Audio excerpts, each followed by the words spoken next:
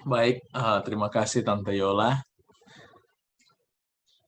Saya ingin ucapkan shalom bagi kita semua.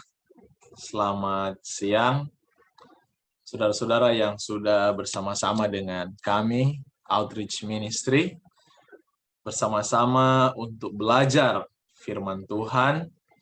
Dan puji nama Tuhan, kita boleh menyelesaikan satu seri pembahasan di bulan November kemarin mengenai Sabat.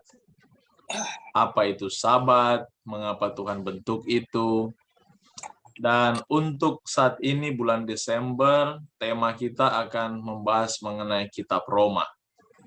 The Book of Romans. Jadi kitab Roma ini adalah dasar utama gereja Protestan sedunia, yang kita kenal dengan doktrinnya righteousness by faith. Dari kitab Roma lah cikal bakal reformasi itu terjadi di zaman Martin Luther.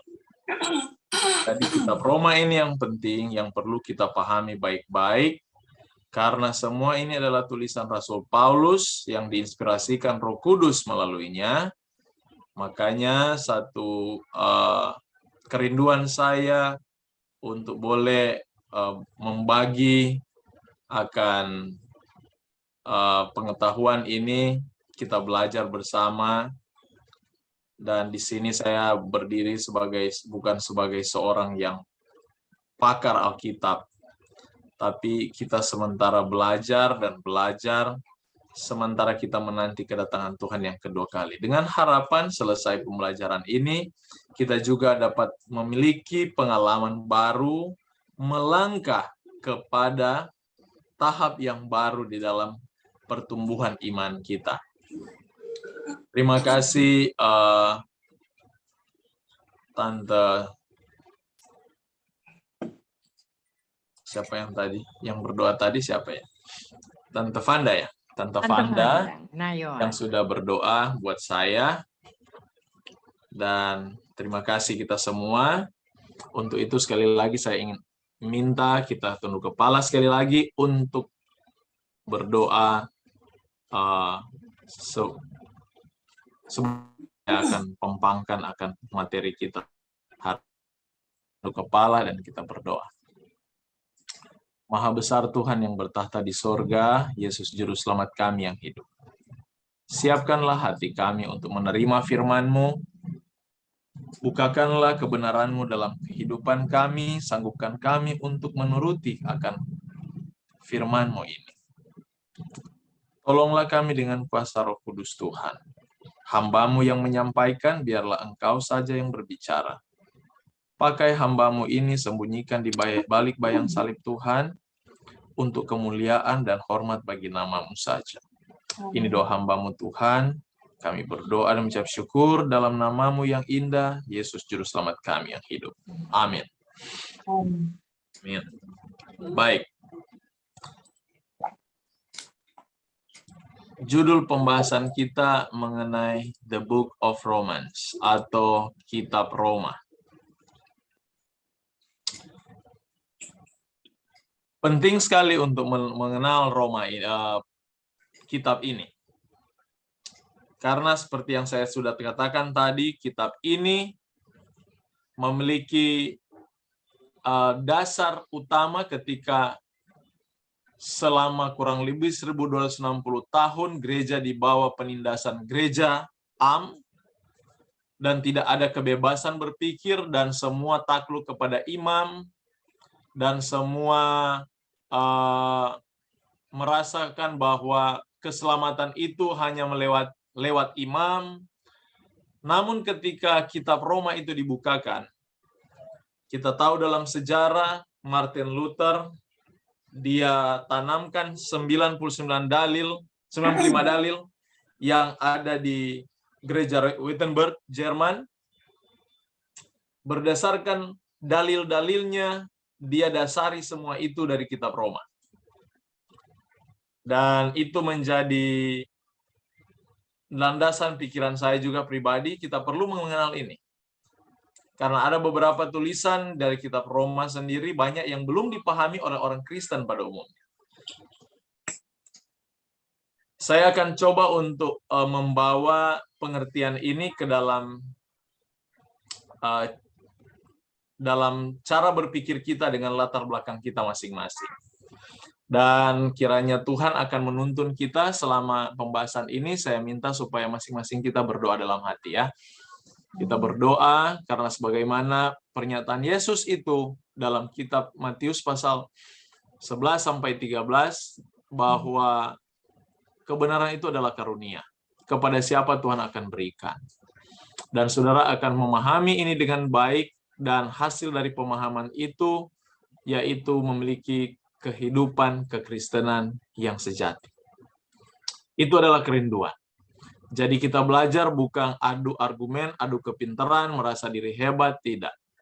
Sia-sia pengetahuan yang kita gali kalau kita tidak punya perubahan. Karena tujuan utama Alkitab ini diberikan, firman Tuhan ini diberikan supaya umat-umatnya dapat dipersiapkan bagi kerajaannya.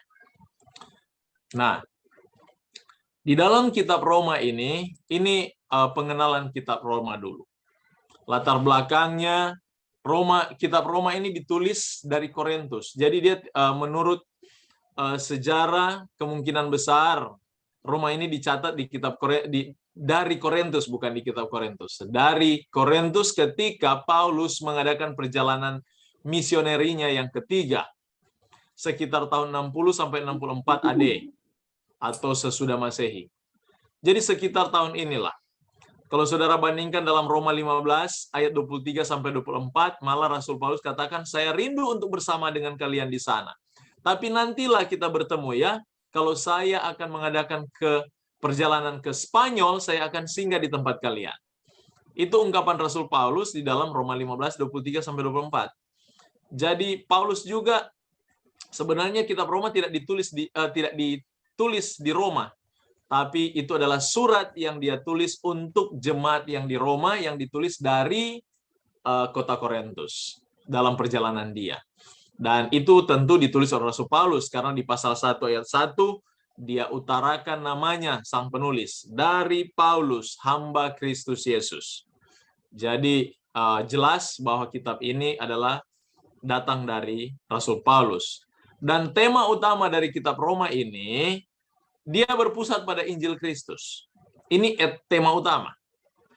Di mana Paulus sangat perhatian kepada keselamatan umat melalui kebenaran dan pembenaran Kristus. Itu dilandaskan dalam Roma 1 ayat 16 sampai 17.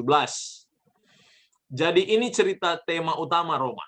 Jadi kalau kita mau tahu mengapa Paulus menulis kitab Roma, karena dia sangat concern atau dia sangat memperhatikan akan kondisi imam. Dan ingat,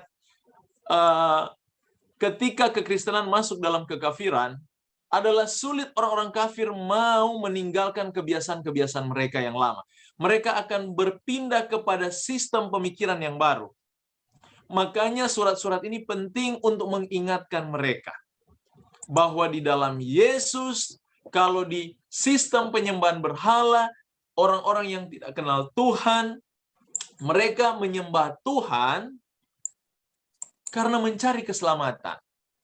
Mereka berusaha untuk selamat supaya dapat keselamatan. Nah, berbeda dengan pemahaman kekristenan yang menjadi landasan dari kitab Roma ini, di mana orang yang, kalau kita yang sudah kenal Tuhan, kita bukan lagi berdoa sama Tuhan, mencari Tuhan karena mencari keselamatan. Tidak. Malah kita merefleksikan ungkapan terima kasih kita kepada Tuhan atas apa yang telah Dia buat bagi kita. Ini beda orang yang di luar Kristen ya. Pada umumnya orang di luar Kristen, mereka berbuat baik, mereka berdoa, mereka menjadi orang rohaniawan. Itu karena mereka mencari keselamatan. Makanya hati-hati dengan konsep kita orang Kristen. Kalau orang Kristen masih memiliki paham ini. Ini paham orang kafir ini. Masuk gereja supaya masuk surga. Ya kan? Berbuat baik supaya masuk surga. Itu bukan konsep Kristen lagi. Kita melakukan kebenaran itu bukan supaya masuk surga. karena berterima kasih kepada Tuhan atas apa yang sudah Dia buat. Itu pemikiran utama yang dilandaskan dari kitab Roma ini. Yang Paulus mau umat mengerti. Makanya dia bilang di situ, yang dia sangat concern, dia sangat perhatian terhadap keselamatan, di mana orang-orang kafir ini masih membawa cara mereka di kekafiran yang menyembah dewa, di mana mereka kalau menyembah Tuhan untuk supaya Tuhan mereka dapat menerima mereka. Ingat, Allah kita pengasih. Kalau kita datang kepada Tuhan, sebelum kita datang, Dia sudah mengasihi kita lebih dahulu. Kita tidak perlu meminta-minta kasih-Nya. Seorang pengemis yang seolah-olah Allah itu jahat dan meminta belas kasihan-Nya. Tidak. Bukan demikian. Allah kita pengasih. Sebelum kita meminta belas kasih, Dia sudah mengasihi kita lebih dahulu. Kita menghadap Dia, kita melakukan kebenaran, hanya untuk menghargai kasih yang kita rasakan dari apa yang Dia telah berikan. Itu konsep utama berpikir dari kitab Roma yang Paulus mau sampaikan. Nah, ini struktur kalau kita ibarat manusia, kalau kita mau operasi, kita pisah-pisahkan. Atau kalau di dalam dunia biologi, ketepatan saya dulu ambil biologi, jadi kita mulai partisi, memisah-misahkan. Ini bagian usus, ini bagian jantung, ini bagian, dalam satu tubuh ada bagian-bagiannya. Demikian kitab Roma, para teolog coba untuk membuat partisi-partisinya atau bagian-bagiannya, supaya mempermudah kita belajar. Ini fungsinya. Supaya waktu kita baca, kita belajar, kita bisa menemukan konteks dari pembicaraan itu. Kita bisa pahami konsep utama dari pembahasan itu. Jadi kita tidak asal comot-comot aja ikut ke cara kita berpikir. Oke, saya contoh, saya mau tidur sampai larut. Ada nggak Alkitab mendukung ya? Dan dia mau cari ayat. Oh iya, ada tulis di sini. Jadi lihat, Yesus sampai tengah malam dia berdoa. Berarti boleh dong kita begadang. Nah, itu itu artinya belajar comot-comot. Makanya para teolog juga memberikan bantuan kepada kita ketika kita mau belajar kitab Roma, kita bisa sanggup melihat konteks ayat itu, konteks firman itu, konteks isi seluruh kitab itu, dan mempermudah kita mempelajarinya. Waktu kita mempelajari, kita mengerti, kita ambil aplikasinya untuk kita. Nah, demikian di dalam cara belajar ini. Dan pada siang hari ini, salah satu ini struktur yang boleh saya perkenalkan di sini. Minta maaf kalau dalam bahasa Inggris, karena saya ambil bahasa Inggrisnya memang. Jadi, untuk pasal 1 sampai dari pasal 1 ayat 1 sampai 17 itu mengenai introduction atau pendahuluan dari pewahyuan mengenai pembenaran, righteousness. Saya mau jelaskan sedikit karena di dalam bahasa Inggris untuk kitab Roma ini kata pembenaran itu ada dua kata dia muncul. Kalau bahasa Indonesia tidak kelihatan. Kalau dalam bahasa Inggris muncul ini dua kata ini. Yang pertama disebut dengan righteousness, yang kedua disebut dengan justification. Kalau dalam bahasa Indonesia dua-duanya ini diterjemahkan menjadi pembenaran. Tapi sebenarnya di dalam konsep bahasa Yunani atau bahasa Greka ini, untuk justification dan righteousness ini, atau pembenaran melalui justification dan pembenaran melalui righteousness, ini berbeda. Perbedaannya di sini. Kalau righteousness, dia impute. Jadi kebenaran Kristus itu dipasangkan kepada kita. Jadi contoh, siapa yang tidak berdosa? Yesus atau kita? Yesus kan tidak berdosa kan? Betul tidak? Dia tidak berdosa. Nah, kehidupannya yang tidak berdosa itu dipasangkan kepada kita seolah-olah yang dia ada hidupkan, kita hidupkan. Bisa ngerti? Jadi waktu kita berdoa minta ampun sama Tuhan, minta belas kasihan Tuhan, kita mengakui dosa, maka Tuhan menghitung kita seolah-olah tidak pernah berbuat dosa. Ketika Tuhan mengampuni, ingat Mazmur bilang, dosa kita dibuang dari timur ke barat, sampai ke tubir-tubir laut. Artinya dosa kita tidak diingat-ingat lagi.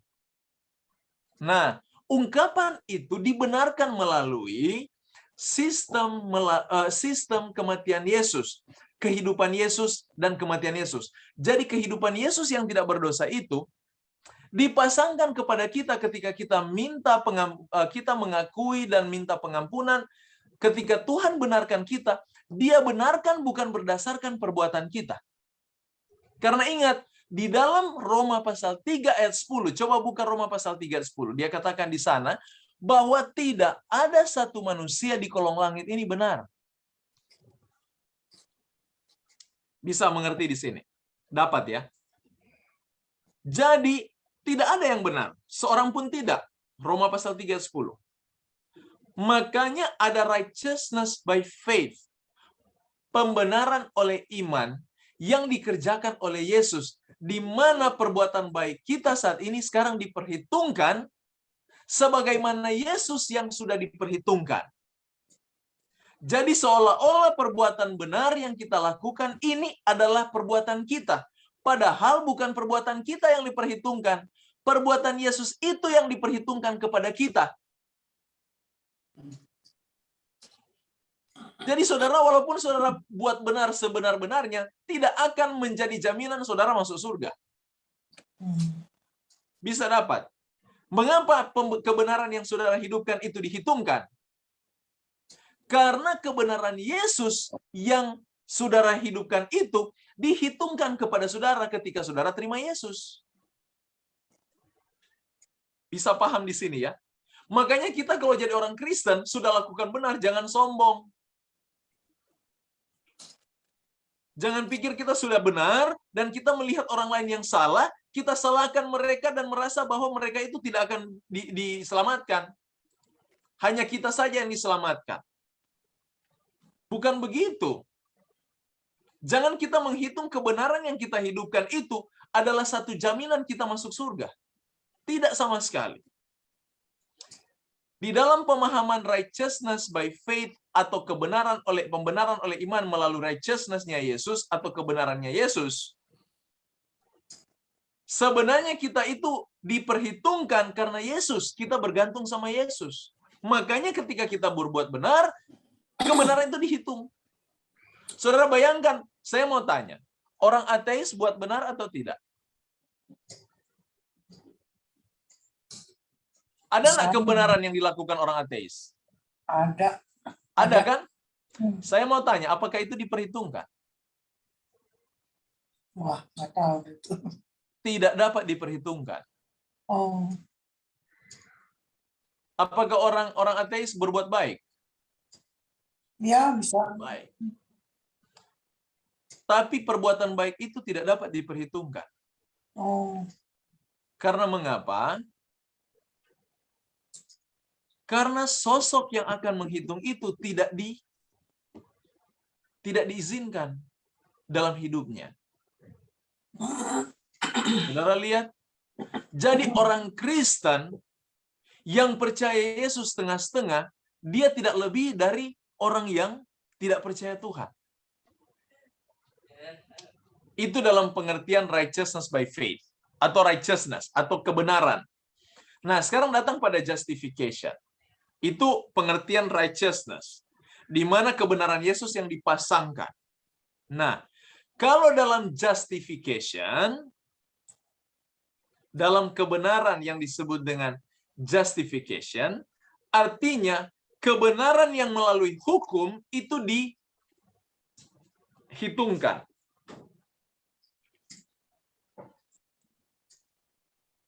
Tadinya kita walaupun melakukan hukum, tidak diperhitungkan. Orang Yahudi, saya mau tanya, mereka tak setia dengan hukum atau tidak? Setia. Sangat setia. Iya, sangat setia banget. Iya. Sangat setia. Tetapi mengapa Yesus tolak mereka? Ingat orang muda yang kaya? Iya. Datang pada Yesus bertanya mengenai kebenaran apa yang harus saya lakukan, Iya. Tuhan. Tapi akhirnya dia hilang dalam kebenaran. Saudara lihat di situ. Justification itu adalah pembenaran yang datang dari pihak Allah langsung. Ketika dia melihat perbuatan yang kita lakukan. Nah, sekarang kelihatan bedanya. Kalau righteousness itu kebenaran Yesus yang dipasangkan kepada kita sehingga kita dihitung benar.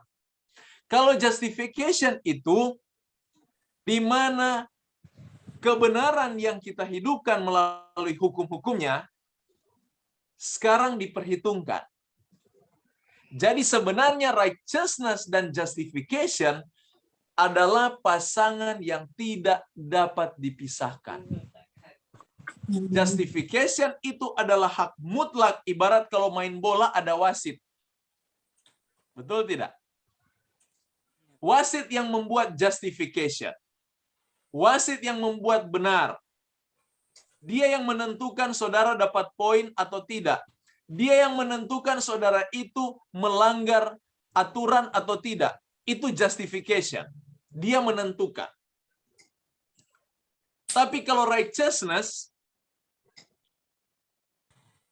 kebenaran yang Yesus hidupkan itu dipasangkan kepada kita. Bisa tangkap di sini. Saya mau supaya kita mengerti dulu istilah-istilah ini supaya kita mudah melihat kitab Roma. Dan akhirnya kita akan pahami, semakin kita belajar firman Tuhan, kita akan semakin rendah hati sebenarnya. Kalau kita lebih pahami ya. Karena kenapa? Sekarang kita sadar bahwa ternyata Tuhan melihat kita bukan karena dia melihat perbuatan kita. Karena dia melihat anaknya, Yesus, yang sudah dibenarkan, yang sudah membenarkan kita. Makanya kalau Yesus tidak perhitungkan kebenaran yang kita hidupkan, itu sia-sia. Saudara boleh ikut semua aturan yang ada di Alkitab. Makanya kalau orang bilang, bagaimana cara masuk surga? Berbuat baik, lakukan ini, lakukan itu, harus begini, harus begitu. Yang Yesaya katakan, itu kamu menyibukkan diri dalam kesia-siaan.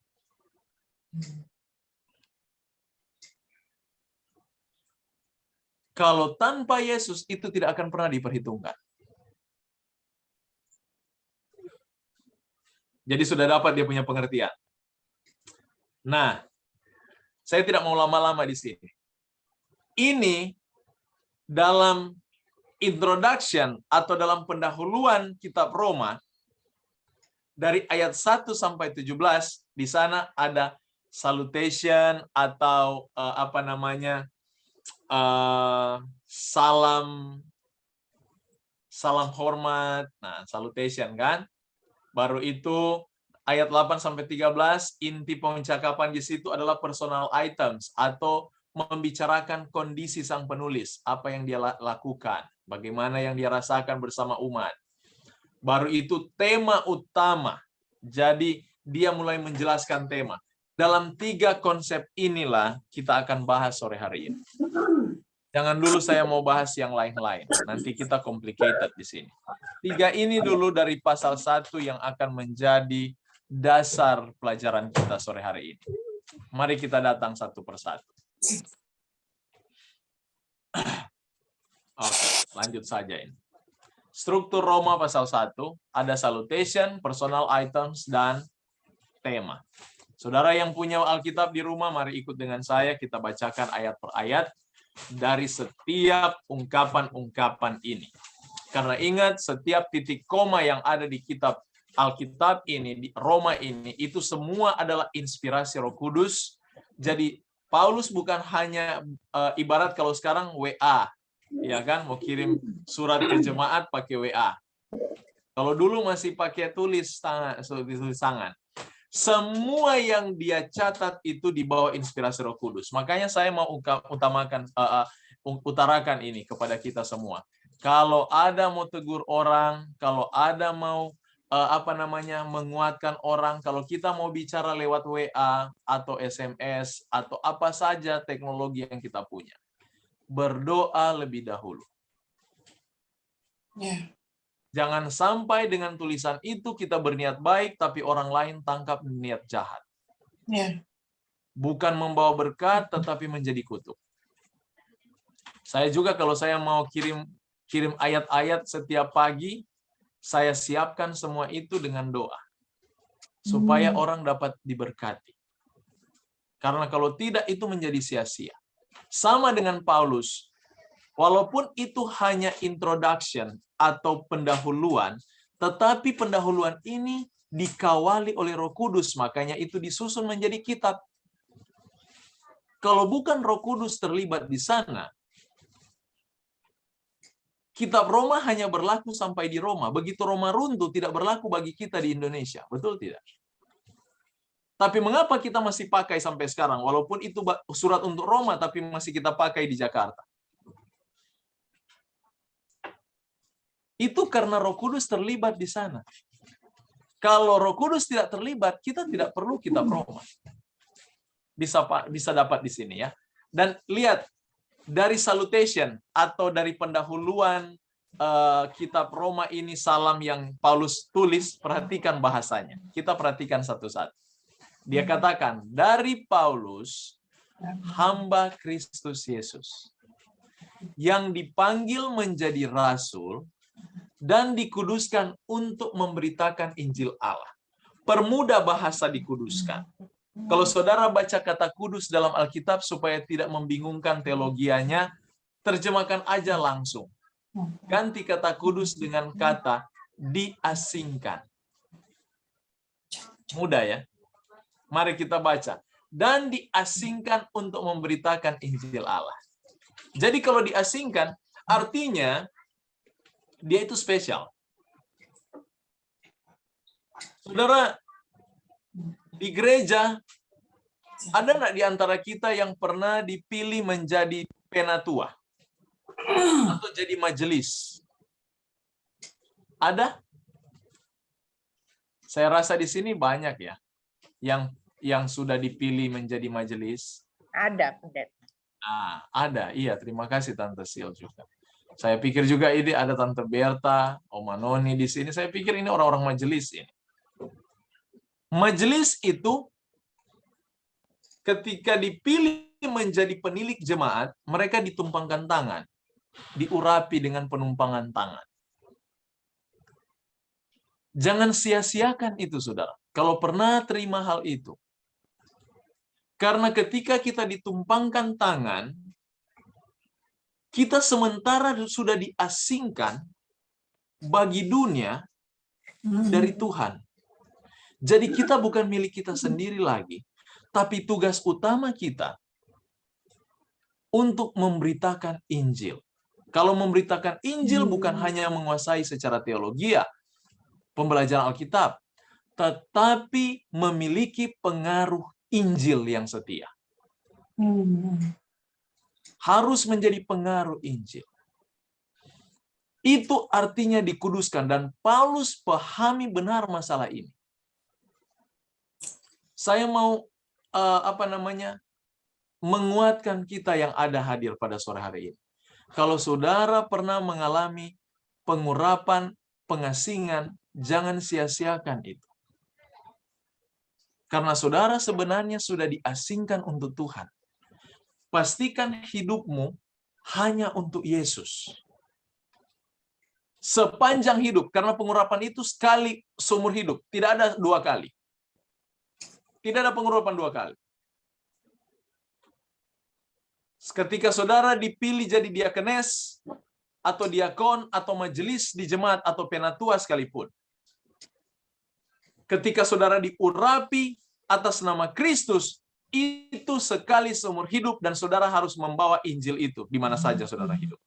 baik dalam perkataan, baik dalam perbuatan, itu harus mengandung kabar baik.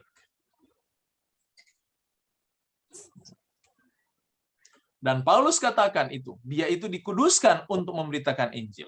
Injil itu telah dijanjikannya sebelumnya dengan perantara nabi-nabinya dalam kitab-kitab suci. Perhatikan, Injil sudah ada sebelum Injil itu ada dari perjanjian baru.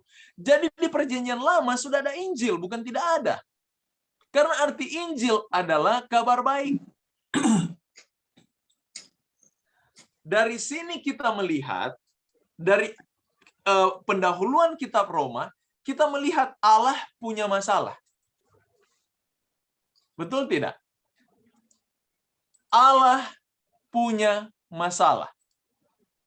Saudara tahu apa masalah Tuhan? Dosa. Masalah Tuhan terbesar adalah dosa. Musuh Allah terbesar adalah dosa. Dan perhatikan dia punya bahasa. Injil itu telah dijanjikannya sebelum dengan perantara nabi-nabinya dalam kitab-kitab suci. Tentang anaknya yang menurut daging diperanakan dari keturunan Daud dan menurut roh kekudusan dinyatakan oleh kebangkitannya dari antara orang mati, bahwa ia adalah anak Allah yang berkuasa, Yesus Kristus Tuhan kita. Kita lanjut dulu sekalian. Pertama-tama aku mengucap syukur pada Allahku oleh Yesus Kristus atas kamu sekalian, sebab telah tersiar kabar tentang imanmu di seluruh dunia. Karena Allah yang kulayani dengan segenap hatiku dalam pemberitaan Injil anaknya adalah saksiku bahwa dalam doaku, aku selalu mengingat kamu. Pause dulu sampai situ. Pause dulu sampai situ. Perhatikan.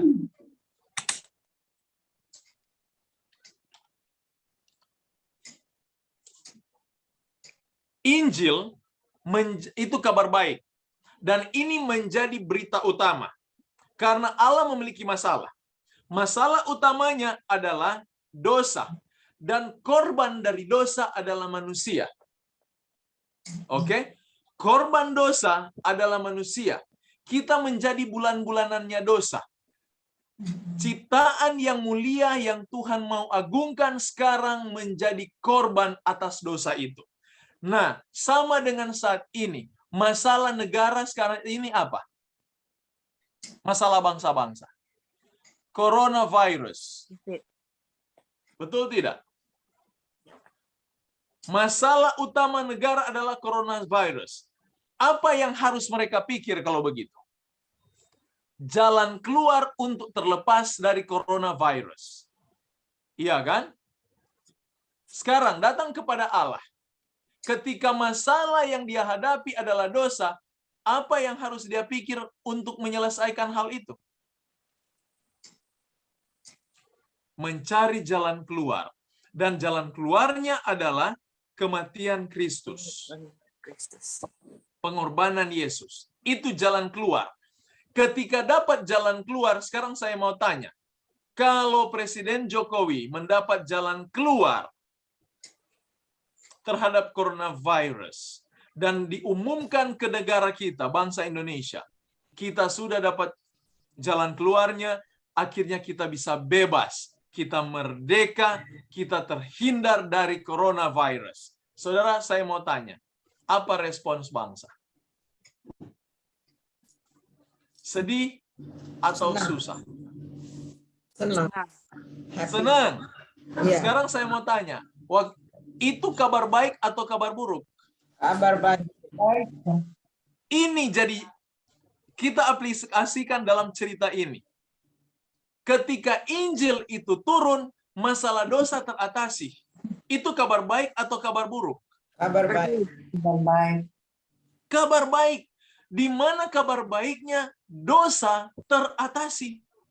Ya. Amin. Amin. Dan ini tugas orang Kristen membawa kabar ini. Masalahnya orang Kristen ini salah bawa kabar baik karena dia sendiri tidak pernah mengalami kabar baik itu. Kalau kita tidak mengalami kabar baik itu, apa yang akan kita bawa coba? Hanya mengaku saudara Kristen tidak cukup. Kurang paham kayaknya. Pastor. Hah? Nggak Saudara paham. lihat? Makanya saya katakan tadi di permulaan ini, semoga kita berdoa selesai kitab Roma, kita punya hidup baru. Pemahaman yang jelas. Ya. Kita itu memiliki tugas mulia, membawa kabar baik, dan kita diasingkan dari antara manusia.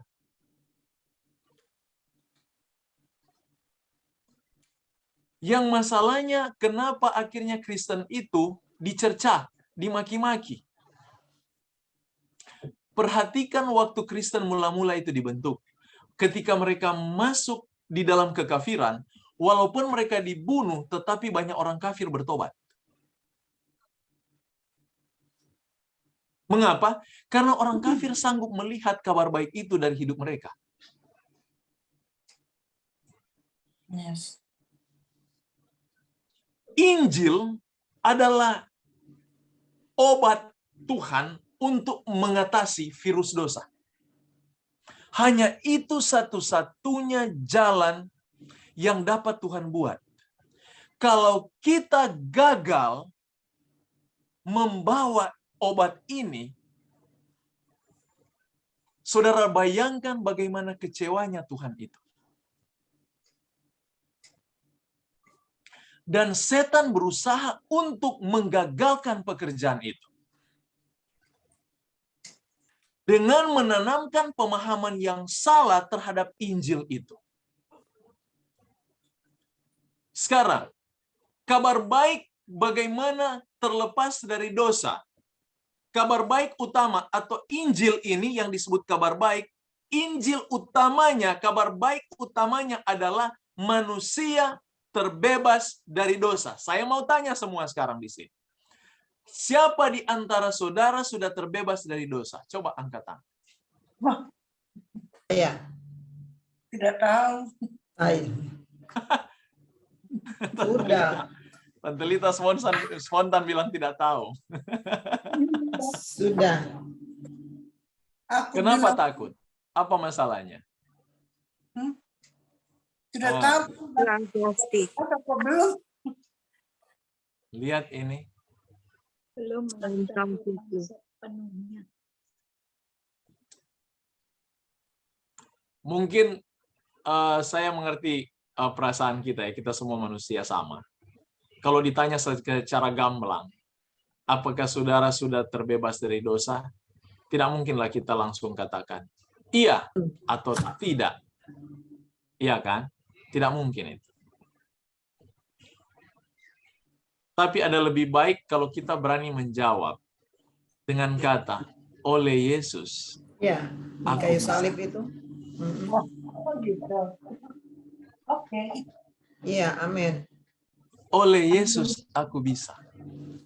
Oleh Yesus aku bisa. Iya. Dan ingat, setiap dosa yang kita hadapi, pencobaan-pencobaan yang akan membuat kita berdosa, setiap kondisi ini, kalau pikiran kita, mata kita sudah sense segala panca indera kita, sudah bergerak merespons melihat kondisi di mana kita akan jatuh, atau kondisi di mana hal itu akan buat kita jadi berdosa, cepat datang kepada Yesus. Cepat datang pada Yesus. Karena kabar baiknya ada di sana. Dia yang akan membuat kita sanggup mengalahkan itu. Ya. Makanya kalau kita bangun pagi, mau ibadah, berdoa, apa yang kita doakan? Saya mau tanya, orang Kristen kita semua di sini. Apa yang saudara doakan ketika saudara bangun pagi? Bersyukur. Mengucap syukur. Pertama mengucap syukur. Dari apa? Apa yang disyukuri? Sudah jaga satu malam ya? Iya, masih. Boleh bangun. Iya. Taruhlah itu. Masih Yang dikasih kedua, nafas. apalagi yang didoakan? Puji-pujian. Masih Ya, puji-pujian, ucapan syukur sama lah itu. masih diberi nafas kehidupan. Iya, pasti itu. Itu sudah masuk dalam pujian. Sekarang, ketika datang kepada kebutuhan, apa yang didoakan? Minta tuntunan Roh Kudus. Tuntunan Roh Kudus. Tuntunan Roh Terhadap Kudus dan apa? Apa yang kita akan lakukan? Apa yang akan kita hadapi. Betul tidak?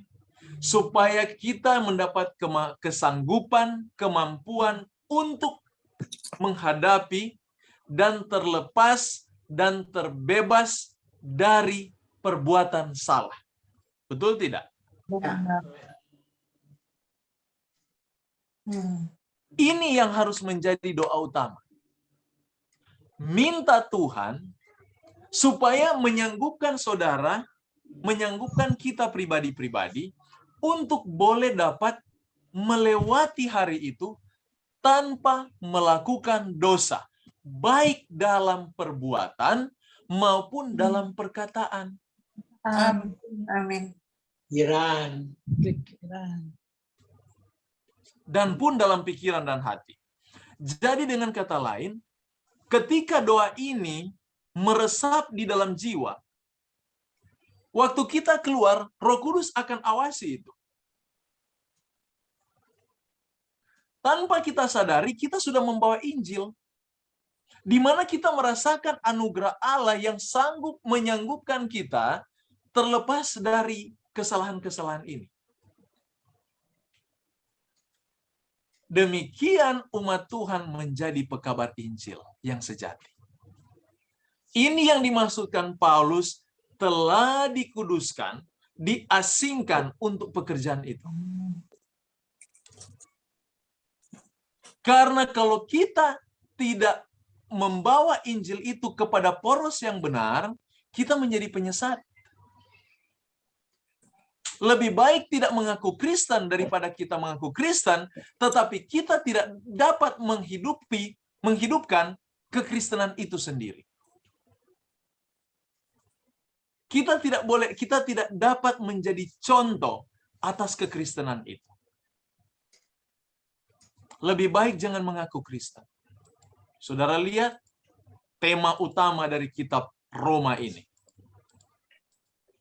Dia sementara mengajak kita, ini baru pendahuluan dari Paulus, dan Paulus sangat tajam dan dalam dia punya cara berpikir. Makanya tidak heran dalam Galatia dia katakan, bukan aku lagi yang hidup, tapi Yesus yang hidup di dalam aku. Kenapa dia katakan itu?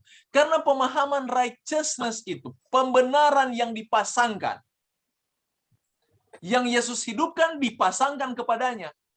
Ini yang kita kenal dengan jubah Kristus.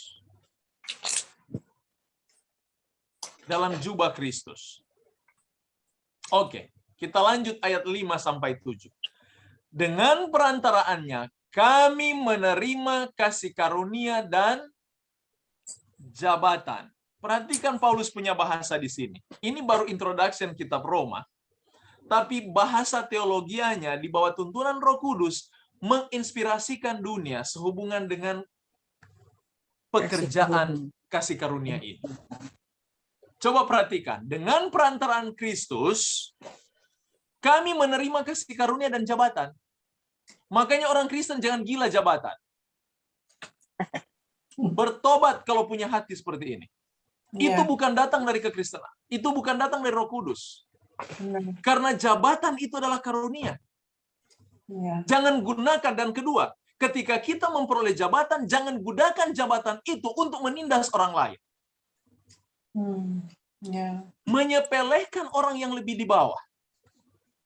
Roh Kudus tidak ada di sana. Dan kita salah membawa Injil kalau begitu. Karena bukan berarti orang menerima Injil tidak boleh punya jabatan. Tidak, malah itu adalah bagian yang harus dia punya. Dia terima. Makanya berbahagia kalau kita dipilih, umat pilih menjadi seorang pemimpin rohani.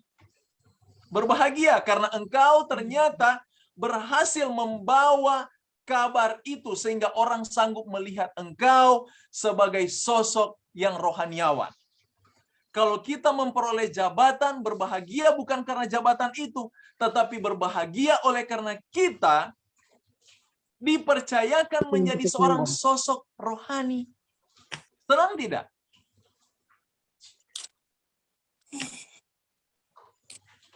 Secara pribadi saya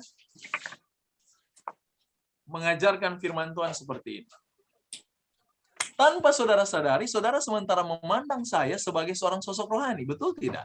Ya. Bayangkan kalau saya hidup semena-mena, berapa ratus umat akan tersesat.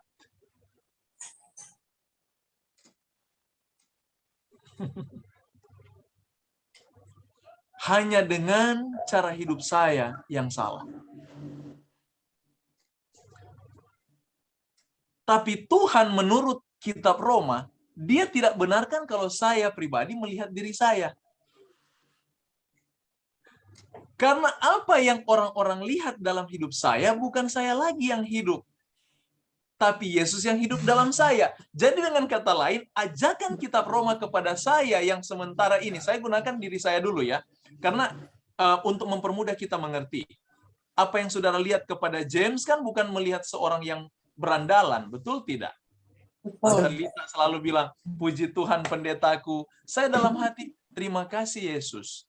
Ada orang yang bisa melihat saya sebagai seorang pendeta atau penatua. Dalam bahasa pengertian umumnya adalah seorang sosok rohani. Berarti Tante Lita melihat kepada saya dan saudara-saudara sekalian di sini melihat seorang James, bukan James-nya, tetapi sosok rohaniawan. Betul tidak? Sekarang datang kepada diri saya. Apa yang harus saya buat? Apa saya akan harus menjadi munafik? Tidak. Yang saya buat bukan lagi memperhatikan apa yang saudara perhatikan, tapi saya perhatikan apa yang Yesus buat bagi saya. Jadi fokus saya bukan kepada jabatan saya, kepada kehormatan yang saudara buat, tetapi kepada Yesus yang sudah menghargai saya. Itu maksud yang digambarkan dalam kitab Roma ini mengenai jabatan yang Tuhan berikan kepada kita. Jadi kalau ada di antara kita menerima jabatan rohani ataupun jabatan bukan rohani, mungkin saudara diangkat menjadi seorang direktur, atau mungkin diangkat sebagai seorang guru, atau diangkat sebagai seorang pemimpin di dalam komunitas tersendiri. Ingat, itu adalah karunia Tuhan untuk menjadikan orang lain mengenal Tuhan. Perhatikan dia punya bahasa. Dan jabatan rasul untuk menuntun semua bangsa. Jadi gunakan jabatan itu untuk membawa semua bangsa, apa dia katakan? Supaya mereka percaya dan taat kepada Yesus. Kalau jabatan kita punya itu tidak sanggup membawa orang melihat Yesus, Anda gagal. Amin. Makanya sebenarnya saya secara pribadi adalah kegagalan bagi saya kalau saudara melihat James semata. Tapi kalau saya sanggup membuat kehormatan yang saudara buat kepada saya dan menjadikan saudara tidak melupakan Yesus, tapi melupakan James, James berhasil. Amin. Amin. Keberhasilan seorang penginjil ketika orang lain melupakan siapa yang sosok itu dan membuat mereka tetap mengingat Yesus. Ingat semuanya. Jangan pernah, karena ini dia katakan, tugas seorang pejabat, entah dia jabatan gereja, jabatan apapun itu, yang dikaruniakan Yesus kepadanya, dia sanggup membawa orang percaya dan taat bukan kepadanya, tapi kepada siapa? Jadi hati-hati kalau orang taat kepada saudara. Makanya kitab Lukas dia tulis, coba buka dalam kitab Lukas. Lukas pasal 5, ini selalu ayat saya ingat-ingatkan, ayat 26. Lukas pasal 6 ayat 26. Coba tolong baca. Lukas 6 ayat 26. Apa dia bilang di sini? Lukas 6 ayat 26 ya. Iya. Iya. 6 Lukas 6 ayat 26. Celakalah kamu jika semua orang memuji kamu, karena secara demikian juga nenek moyang mereka telah memperlakukan nabi-nabi palsu. Celaka kalau kita sering dipuji. Dan ketika dipuji, kita hilang diri. Betul. Orang Manado bilang jadi makam puji. Iya. Celaka itu. Sebenarnya kita tidak berhasil di dalam penginjilan. Kalau orang terlalu banyak memuji James, tetapi hilang pandangan kepada Yesus. Yes. Amin. Amin. Jangan bangga kita dipuji. Rasul Paulus dalam pendahuluan ini dalam dia punya cara berpikir. Makanya kalau kita dalami dia punya cara berpikir, pelajaran ini penting bagi kita. Dia mau setiap kehormatan, setiap jabatan yang Tuhan berikan kepada kita itu satu karunia, dan kita sanggup membawa orang lain kepada siapa? Kepada Yesus. Bukan cuma membawa, malah dia katakan, buat orang itu taat kepada Yesus. Bukan lagi taat kepada kita. Taat kepada Yesus. Tanpa disuruh, dia sudah jadi rohani. Tanpa disuruh-suruh, mari masuk gereja, mari dengar Bible study, mari. Tanpa disuruh, dia datang sendiri. Artinya itu sudah taat. Tapi jangan sampai, saya sering di gereja lihat ini. Pendeta-pendeta, kalau mau khotbah, dia lihat ada orang-orang di belakang, dia teriak dari mimbar. Yang di belakang tolong maju ke depan. Aduh, memalukan ini. Masih disuruh-suruh. Ini orang-orang. Masih disuruh-suruh. Artinya kedewasaan rohaninya belum matang. Kita harus memiliki kedewasaan rohani. Tanpa disuruh, kita taat. Amin. Ya. Amin. Nah, dia lanjut, kamu juga termasuk di antara mereka. Jadi kita terlibat di dalam pemberitaan ini. Makanya saat ini perlu kita tahu hal ini mengenai jabatan dan karunia itu. Di dalam pendahuluan yang kitab Roma nyatakan. Paulus nyatakan lewat kitab Roma. Dia katakan, kepada kamu sekalian yang tinggal di Roma, yang dikasihi Allah, yang dipanggil dan dijadikan orang-orang kudus. Titik 2 di sana. Apa itu orang kudus? Kasih karunia menyertai kamu, damai sejahtera dari Allah. Ini reward atas orang-orang kudus. Mereka dapat kasih karunia dan damai sejahtera yang menyertai. Perhatikan katanya. Menyertai. Artinya di mana kita hidup, kita akan menjadi pembawa damai. Orang akan betah dengan kita. Tapi jangan sampai kita baru mau dekat ini orang bilang, aduh, mau datang lagi nih orang ini, pembawa kerusuhan. Saudara, jangan sampai kita orang Kristen memiliki, dikesankan orang seperti itu. Kita gagal jadi orang Kristen di situ. Tapi kalau bayangkan kalau, aduh senang sekali mau dekat dengan Tante Berta, enak, ramah, kayak damai dengan dia, contoh ya, atau Tante Lita, atau kita semua yang ada, Ibu Noni. Amin. Kalau sudah sampai situ, puji nama Tuhan. Jangankan orang lain, mungkin juga orang-orang di dalam rumah, suami, istri, anak-anak, cucu-cucu. Kalau sampai mereka enak dengan kita, berarti kita memang karakter kita telah membawakan aura Kristus. Puji Tuhan. Aura Kristus. Tapi jangan kalau sampai, aduh, Oma Honi mau datang, aduh, susah orang ini. Aduh, jangan sampai begitu. Amin. Pendeta, Ya. kita cucu 1 tahun 5 bulan, begitu lihat saya datang, saya bilang Tuhan Yesus, dia langsung kunci tangan, tutup mata. Lucu. Amin. Wow, Itu, keren. kan? Luar biasa itu. Luar Hebat biasa. Bu Ani. Ya, Amin. saya sungguh Amin. bersyukur, puji Tuhan, Roh Kudus. Haleluya. Luar biasa itu. Itu kekristenan. Jadi kita bukan cuma dicintai oleh orang lain, kita juga dapat dicintai oleh orang di dalam rumah. Roma 1 ayat 8-9. Pertama-tama aku mengucap syukur. Karena kenapa? Di sini dia katakan kan, semua ini dia terima dengan kasih karunia, baik jabatan maupun berkat-berkat yang lain. Iya kan? Dan dia lanjut, kasih karunia menyertai kamu, damai sejahtera dari Allah Bapa kita. Paulus pahami semua ini diperoleh oleh karena hubungan dia dengan Tuhan.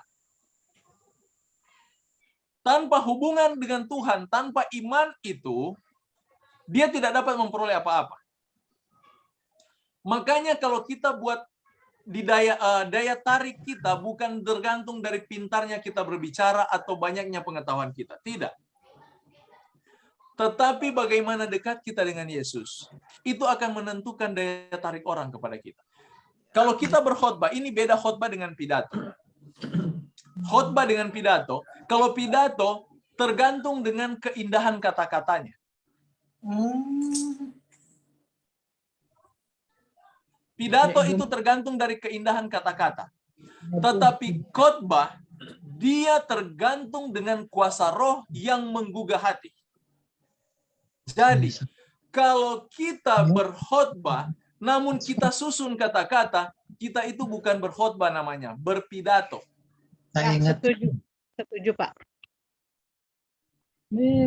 Akhirnya orang yang mendengar itu seperti mendengar berita. Tidak ada perubahan hati yang dia terima. Iya, betul. Ataupun dia menjadi seorang pengeritik. Benar. Betul tidak? Ya, Iya. benar. Paulus jelaskan ini, kalau kita dalami lebih dalam ini pendahuluan kitab Roma, kita akan lihat keseluruhan kenyataan yang terjadi, membedakan antara hal yang rohani dengan bukan rohani. Antara karunia dan bukan. Ini kita akan lihat. Makanya orang kalau dia dikuasai dengan Tuhan, bahasanya itu akan menggugah. Benar. Orang pidato bilang, bertobat. Orang yang pendoa berkhotbah, bertobat. Kesan pendengar akan berbeda. Makanya kalau saudara disuruh untuk membawa suatu khotbah, cepat-cepat berhubungan dengan Tuhan, bersihkan hidupmu. Jangan sampai ada dosa dan dosa itu yang akan menyerang kita balik atau mempermalukan kita. Iya, akan mendakwa. Mendakwa kita. Cepat-cepat berdoa. Cepat-cepat berserah, periksa diri, jangan sampai ada dosa. Semua orang memuji kamu karena secara demikian juga nenek moyang mereka telah memperhatikan. Iya. Oke. Dan perhatikan dia katakan di sini, di ayat 8. Pertama-tama aku mengucap syukur kepada Allahku oleh Yesus Kristus atas kamu sekalian. Saya mau tanya, di antara kita, apakah pernah kita mengucap syukur oleh karena orang lain sudah bertumbuh di dalam iman? Ya. Contoh, dia dipilih menjadi seorang sosok rohani, dipilih menjadi pegawai jemaat. Apakah kita senang ucapan syukur oleh karena orang rohani ini telah menjadi orang rohani? Atau kita cemburu dia dipilih menjadi pejabat jemaat? Senang, tidak cemburu. Yang pertama. Iya. Senang. Ya. Karena di sini Paulus punya ungkapan. Dia sendiri selalu mengucap syukur kepada Kristus. Karena dia melihat umat-umat ini menjadi rohani. Jadi sebenarnya kita orang Kristen senang kalau kita lihat saudara kita dipilih menjadi sosok rohani. Benar. Makanya benar.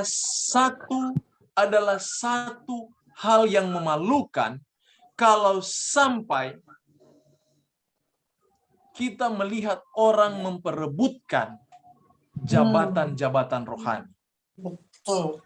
Memperebutkan dengan menggunakan politik-politik kotor. Kita bersedih dengan hal itu. Iya. Benar. Karena mereka tidak tahu makna utama dari panggilan itu, dari jabatan itu. Sebenarnya kita harus bersyukur kebutuhan itu. Kita berada dalam posisi yang sangat berbahaya. Paulus di sini diajarkan kepada kita. Kita harus senantiasa mengucap syukur ketika melihat orang menjadi rohani. Jangan kita sedih. dan berlomba, turunkan dia, saya yang harus naik. Jangan begitu. Bukan sedikit sekarang gereja-gereja Kristen tidak pandang denominasi apapun. Mereka memperebutkan posisi-posisi jabatan-jabatan rohani dengan cara yang kotor.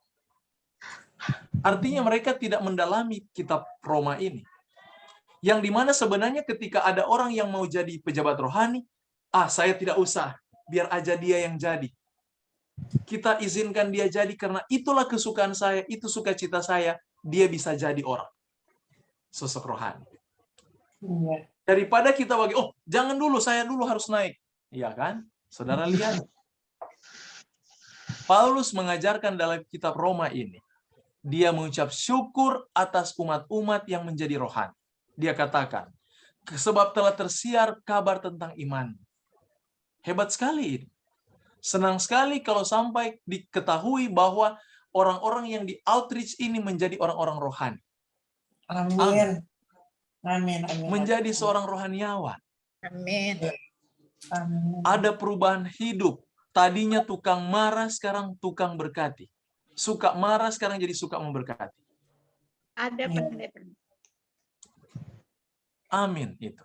Amin. Artinya ada perubahan. Ya. Saya senang ada satu kali seorang ibu, dia datang kepada saya dan dia bilang begini. Pendeta, saya suka sekali kalau suami saya selalu dengan pendeta. Nah, kenapa, Bu? Dia sekarang sudah mulai berhenti rokok.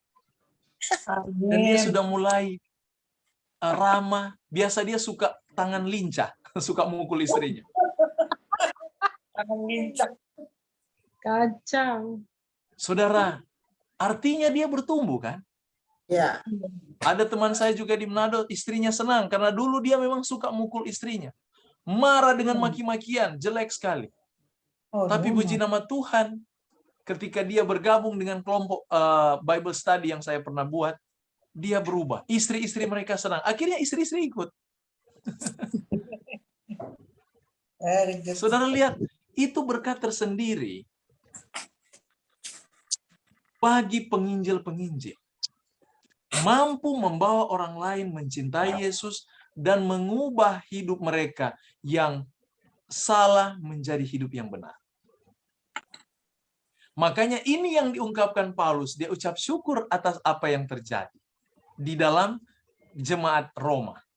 Karena Allah yang kulayani, katanya, dengan segenap hatiku dalam pemberitaan Injil anaknya adalah saksiku bahwa dalam doaku, aku selalu mengingatkan. Kalau kita jadi seorang pemimpin, saya mau katakan ini. Seperti di sini ada Ibu Berta yang punya Care and Grow. Harus lebih rajin mendoakan anggota-anggota di dalam. Makanya puji nama Tuhan dalam outreach ministry ini, tadi sudah diumumkan oleh Tante Yola, Ibu Yola, bahwa kita akan mendoakan satu persatu anggota yang ada di sini. Amin. Memang karena ini kitab Roma yang ajarkan. Ya. Paulus mendoakan mereka satu persatu. Umat-umat Tuhan di masa itu, mereka mendoakan jemaat-jemaat satu persatu. Ya. Jangan pernah kita lupa itu. Doakan mereka. Yes. Doa-doa orang kudus itu penting. Jangan cuma doakan-doakan supaya kami diberkati, kami diberkati. Jangan. Doakan orang lain diberkati. Ya. Amin. Dan ingat, lihat dia punya doa. Aku berdoa, semoga dengan kehendak Allah aku akhirnya beroleh kesempatan untuk mengunjungi kamu. Dalam hal ini, Paulus rindu bertemu dengan mereka. Kami juga dari outreach ini, rindu bertemu dengan orang-orang yang di Balikpapan. Ya. Kami berdoa, supaya boleh bertemu. Amin. Sebab aku ingin melihat kamu untuk memberikan karunia rohani kepadamu, guna menguatkan kamu. Fungsi orang Kristen adalah menguatkan. Encourage, bukan discourage. Bukan melemahkan.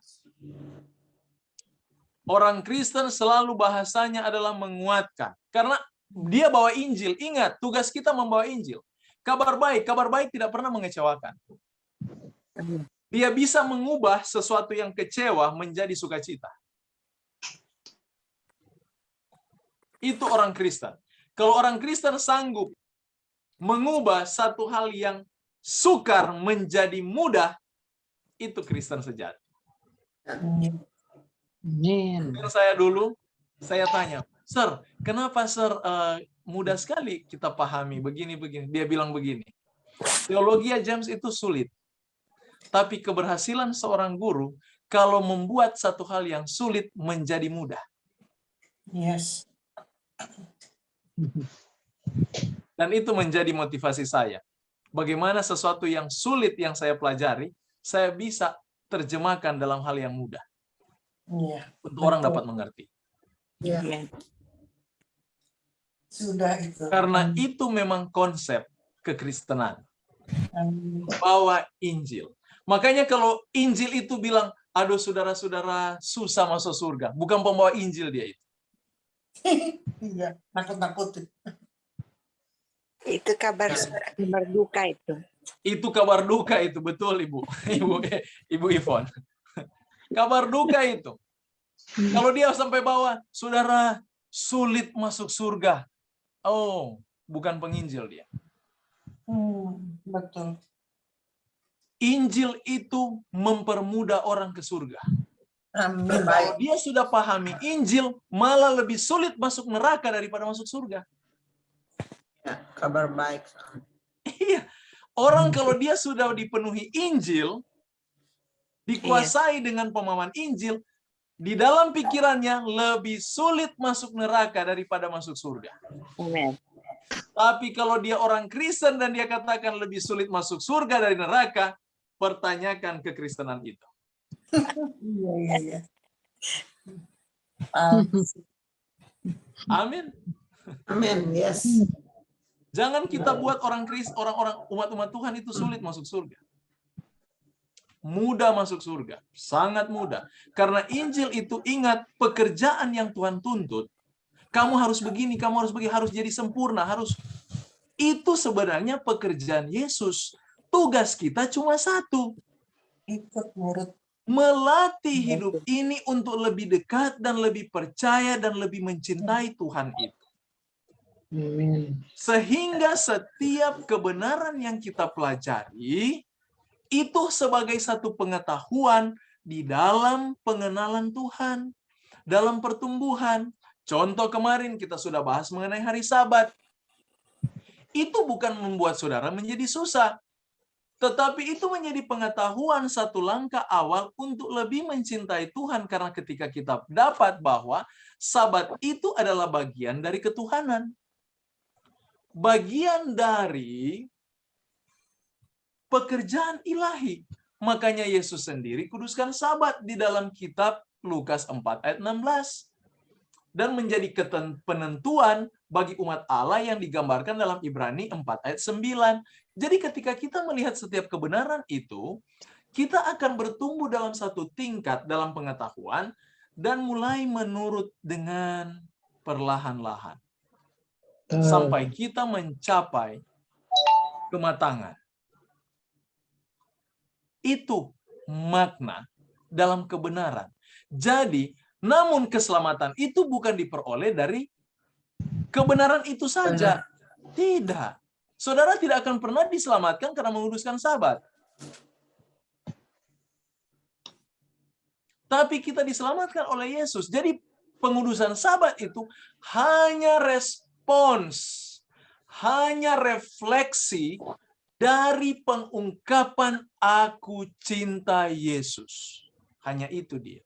Saudara tidak membunuh, saudara tidak berzina, itu bukan supaya saudara masuk surga, karena saudara merefleksikan cinta Tuhan itu. Jadi beda kita. Beda cara berpikir Kristen dengan berpikir orang kafir yang tidak kenal Tuhan. Makanya lihat agama di luar Kristen, mereka masih berusaha mencari bagaimana supaya selamat. Oh, supaya selamat berbuat baik, melakukan kebaikan orang lain. Oke, saya lakukan supaya selamat. Oh, apalagi supaya selamat? Oh, supaya selamat kamu berdoa. Oke, saya berdoa supaya selamat. Orang Kristen bukan di situ konsep. Kalau masih ada konsep seperti ini, rubah konsep itu. Itu salah. Injil tidak pernah beritakan seperti itu. Kitab Roma Galatia jelas menjelaskan mengenai hal ini. Kita lakukan semua itu karena refleksi dari cinta yang Tuhan sudah berikan. Coba buka di dalam kitab 1 Yohanes. Buka dengan saya dalam kitab 1 Yohanes. Yohanes 3 ya. 1 Yohanes pasal 4 ayat 10. Tolong baca ya, 1 Yohanes 4 ayat 10. Saya baca ya Pak. Silakan. 1 Yohanes 4 ayat 10. 1 Yohanes 4 ayat 10 firman Tuhan. Inilah kasih itu. Bukan kita yang telah mengasihi Allah, tetapi Allah yang telah mengasihi kita dan yang telah mengutus anaknya sebagai pendamaian bagi dosa-dosa kita. Demikianlah firman Tuhan. Amin. Terima kasih Ibu Honi. Jelas ya? Ya. Jadi bukan kita mengasihi Allah sehingga kita boleh dikasihi. Oke, cara mengasihi Allah bagaimana ya? Oh, kita datang gereja, kita berdoa, kita lakukan kebenaran, kita lakukan kebaikan, itu mengasihi Allah. No. Supaya kita dikasihi. Tidak. Sebelum kita mengasihi Allah, kita telah dikasihi. Karena mengapa? Karena Allah mengasihi. Allah adalah kasih. Iya. Yang perlu kita rasa adalah kasihnya. Kalau betul-betul cinta itu sudah terserap dalam jiwa, maka semua perbuatan kita adalah refleksi dari apa yang kita rasakan. Ya. Dapat ya? Amin. Ya. Amin. Jadi jangan sampai kita orang Kristen masih berpikir seperti orang kafir. Balik-balik. Masuk gereja supaya Tuhan kasih. Kau masuk surga, supaya masuk surga. Buat baik supaya dikasihi Tuhan dan saya bisa ke surga. Saudara lihat, bukan di situ. Makanya perhatikan Roma 1 ini dalam ayat dalam doa Paulus. Dia katakan, memberikan karunia rohani padamu guna menguatkan kamu, supaya aku ada di antara kamu dan turut terhibur oleh iman kita bersama. Baik oleh imanmu maupun oleh imanku. Saudara-saudara, aku mau supaya kamu mengetahui bahwa aku telah sering berniat untuk datang kepadamu, tapi hingga kini selalu aku terhalang, agar di tengah-tengahmu aku menemukan buah. Kesukaan terbesar bukan hanya kesukaan para rasul dan para pengajar Injil, tetapi itu adalah kesukaan Kristus. Ketika ada buah, itu yang saya katakan tadi. Sukacita, keberhasilan di outreach ministry ini, ketika saudara berubah. Ada perubahan hidup. Dari kasar menjadi apa? Lemah lembut. Dari mengutuk menjadi memberkati. Berkati. Itu satu sukacita. Itu buah yang perlu kita peroleh di dalam kehidupan kekristenan. Datang kepada tema kitab Roma, khususnya ayat pasal 1 ini. Ayat 14-17, aku berhutang baik kepada orang Yunani maupun kepada orang bukan Yunani. Baik kepada orang terpelajar maupun kepada orang tidak terpelajar. Itulah sebabnya aku ingin untuk memberitakan Injil kepada kamu juga yang diam di Roma. Sebab aku mempunyai keyakinan yang kokoh dalam Injil. Perhatikan ini, dia punya tema utama. Injil adalah kekuatan Allah yang menyelamatkan setiap orang yang percaya.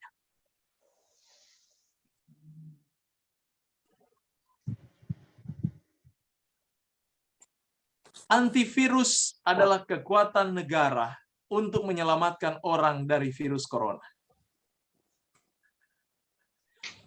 Itu menjadi kekuatan satu-satunya.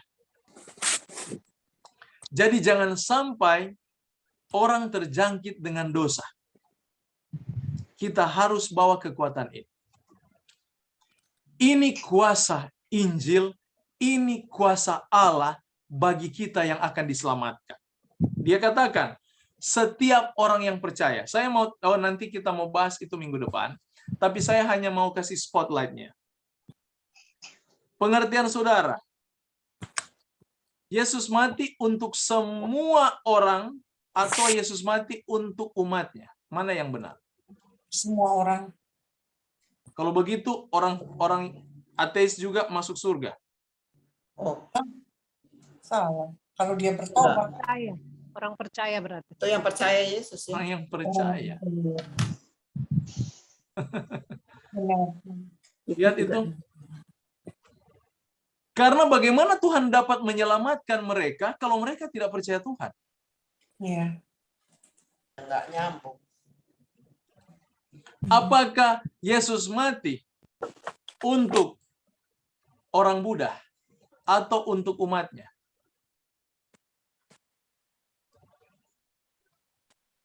Semua. Tadi orang muda ke Buddha. Buddha, Hindu, Oh, umatnya. untuk umatnya. Karena kalau Tuhan mati untuk penyembah berhala, kenapa dia binasakan orang Kanaan? Ya. Iya kan? Balik. Kenapa Tuhan binasakan orang Kanaan, penyembah berhala? Sekarang pertanyaan. Pertanyaannya begini. Bagaimana dengan nenek moyang kita yang ada di Minahasa, yang ada di Jawa, yang mereka memiliki paham animisme? Apakah Tuhan akan menyelamatkan mereka? Berarti Perhatikan di dalam, nanti di pasal 2 kita akan kupas lebih lanjut itu. Tapi saya mau kasih tahu perbedaan penyembah berhala dengan animisme. Apa yang membedakan Buddha, Hindu dengan animisme? Atau Muslim? Saudara-saudara kita. Di sini dia punya beda. Kalau animisme, mereka menyembah Allah, menyebut nama Tuhan, mereka memanggil Tuhan, tapi Tuhan itu mereka tidak kenal. Oh. Jadi mereka itu sebenarnya hanya percaya ada Tuhan, tapi mereka tidak tahu siapa Tuhan itu. Itu animisme. Makanya jangan heran mereka itu suka percaya roh-roh yang ada, suara-suara alam. Mereka kalau ada guntur, ini Tuhan lagi marah, ini lagi murka, ini bertobat kita gitu. Kalau ada angin ribut, aduh Tuhan lagi ngamuk ini. Kalau angin sepoi-sepoi, aduh Tuhan sangat. Mereka ini animisme ini. Tapi beda orang yang sudah punya Tuhan. Tuhan mereka sudah dinamakan. Sudah ada Buddha Gautama di sana. Itu sulit. Kalau animisme, Tuhan bisa menjama mereka. Ini aku Tuhan yang kamu sembah itu. Iya. Nah, itu kena di dalam Roma pasal 2 nanti kita bahas minggu depan. Jadi pekabaran Roma pasal 2 itu bukan kepada semua penyembah berhala. Tetapi hanya berfokus kepada animisme. Untuk penyembah berhala, dia tidak ada neko-neko. Karena mereka sudah punya Tuhan.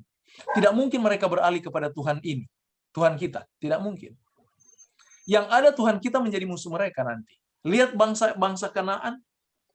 Mereka memusuhi Israel karena mereka ingin tantang Tuhannya Israel. Karena mereka berpikir Tuhan mereka lebih kuat. Sama dengan saudara-saudara kita, tetangga-tetangga kita. Mereka sudah punya Tuhan. Mengapa mereka lawan Kristen? Karena mereka pikir Tuhan mereka dapat mengalahkan Tuhan Kristen. Dan roh ini paling sulit untuk ditobatkan. Karena mereka sudah punya Tuhan sendiri. Makanya ungkapan ini benar. Kekuatan Allah, Injil itu kekuatan Allah untuk orang yang percaya. Perhatikan cerita perempuan yang ada di tembok Yeriko. Siapa namanya ini? Yang di tembok Yeriko. Saya sudah terlalu banyak lupa namanya. Bukan Rahel. Yang ada di tembok Yeriko. Dia ini penyembah Tuhan, tapi bukan Tuhan Israel yang disembah. Dia menyembah Allah Kanaan, Rahab. Rahab ini dia menyembah Allah Kanaan. Tapi ketika dia mendengar orang Israel yang sudah mengalahkan bangsa-bangsa besar dan Allah Israel telah melepaskan mereka dari perbudakan Mesir dengan menyeberangi mereka di Laut Teberau. Dia ketakutan. Akhirnya dia bilang, berarti Allah Israel yang kuat. Sampai dia berpindah. Dan dia diselamatkan. Dengan kata lain, hanya mereka yang percaya Yesus, percaya Allah Israel, percaya Allah Kristen yang akan diselamatkan. Karena masalah dosa, itu masalah Tuhan Yesus dengan umat. Tugas Tuhan Yesus menyelamatkan umat, arti umat orang-orang yang mau meninggalkan berhala-berhala mereka, meninggalkan Tuhan-Tuhan mereka untuk Tuhan Yesus. Kepada mereka Injil ini diberitakan. Makanya tugas kita untuk mereka yang tidak percaya Yesus, jangan dulu kita bawa doktrin-doktrin kita. Harus ini, harus itu, harus begini, harus begitu. Jangan. Tunjukkan Yesus itu kepada mereka sampai mereka tergugah dengan Tuhan yang engkau sembah. Kalau kita mau buat orang jadi Kristen, khususnya orang-orang ini yang tidak percaya Yesus. Kalau kita mencoba untuk mencari kesamaan dengan mereka, itu kadang-kadang jadi sia-sia. Karena kenapa? Mereka tahu berdalih. Tapi hal yang paling mudah yang Yesus ajarkan melalui pekabaran ini kalau kita pahami. Menghidupkan Yesus itu. Selesai. Ada teman saya, dia seorang ateis dulu. Teman saya dulu. Orang luar negeri. Dia tanya, James, bagaimana kamu bisa membuktikan ada Tuhan? Saya tanya balik, kenapa kamu suka berteman dengan saya? Dia bilang, kamu baik, begini. Aku bilang, kalau bukan Yesus yang saya sembah begitu, saya tidak akan jadi seperti ini. Jadi kamu lihat saya sama dengan lihat Tuhan saya. Itulah bukti bahwa saya punya Tuhan. Dan dia diam. Saya bilang, saya buktikan Tuhan dari hidup. Bukan buktikan Tuhan. Kalau kita berargumen dengan orang ateis, sia-sia. Mereka lebih pintar kadang-kadang. Ya, benar. Tapi saya hanya tanya balik, kenapa kamu suka berteman dengan saya? Sederhana saya tanya. Oh, kamu begini. Waktu dia buat kesimpulan, saya antar dia kepada Yesus. Demikian kita hidup Kristen. Kalau kita mengajarkan, oh gereja saya percaya ini, percaya itu, harus begini, harus begitu. Kadang-kadang itu jadi sia-sia. Sementara kita sendiri tidak sanggup memantulkan Yesus. Amin. Belajar pantulkan Kristus. Itu tema utama di dalam kekristenan. Saya lihat waktu kita hampir selesai. Saya tidak akan lama-lama di sini. Dia katakan, akhir dari sini dia katakan, tapi juga orang, sebab di dalamnya nyata kebenaran Allah yang bertolak dari iman dan memimpin kepada iman, seperti ada tertulis, orang benar akan hidup oleh iman. Ganti kata iman dengan bahasa yang sederhana. Hubungan. Orang benar akan hidup oleh apa? Hubungan dengan Yesus. Benar akan. Kiranya nama Tuhan dimuliakan. Saya bawa dalam nama Yesus. Amin. Ada pertanyaan tambahan? Saya minta maaf kelamaan ini. Sebenarnya masih ada berapa slide ke depan. Tapi semoga ini boleh menjadi pola kehidupan kita, umat-umat percaya ya. Dan merubah cara pikir kita sekarang. Ya. Kita lakukan kebenaran bukan lagi karena meminta belas kasihan Yesus. Tidak. Kita sudah dikasihi lebih dahulu. Tapi kita dekat dengan Tuhan, melakukan kebenaran karena merefleksikan siapa Allah yang kita sembah. Kiranya nama Tuhan dimuliakan.